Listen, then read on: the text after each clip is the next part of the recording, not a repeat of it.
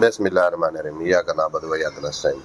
ये जी वज़ीर आज़म साहब मान चुके हैं कि जो इलेक्शन था वो धांधलीज़दा था और इनकी जो हुकूमत है वो मेरिट पर नहीं है। सुने वज़ीर आज़म की। करना चाहता हूं, उन्होंने कहा कि ये इलिजिटिमेट गवर्नमेंट है, तो दूध का दूध पानी का पानी हो जाता है। जनाब स्पीकर, 2018 के इलेक्शंस की तहकीकात कर लें, अगर उसमें 2018 के इलेक्शन में अगर भरपूर तौर पर वो जादूगरी नहीं हुई और बक्से नहीं भरे गए और पट्टे पहनाकर लोगों को इस्लामाबाद नहीं लाया गया और धमकियां दी गईं, अगर वो लेजिटिमेट गवर्नमेंट है तो ये भी लेजिटिमेट गवर्नमेंट है।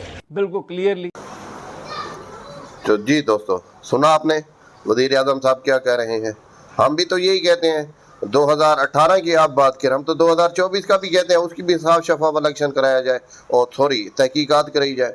अगर 2018 का इलेक्शन आप कहते हैं कि वो जो बैलेट बॉक्स थे वो भर भर कर लाए गए थे, 2024 में क्या हुआ है?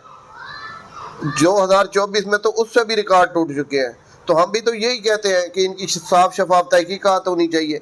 जब तक मुल्क के अंदर आवाम की सही नुमाइंदगी करने वालों को मौका नहीं दिया जाएगा तो ये तो मुल्क ऐसा ही चलेगा जैसे अब चल रहा है।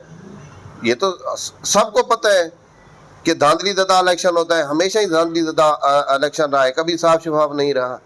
तो यही तो हम भी कह रहे हैं मोहतरम शहबाज शरीफ साहब, यही तो हम कह रहे हैं कि जो वोट लेता है उसको आने ही नहीं दिया जाता।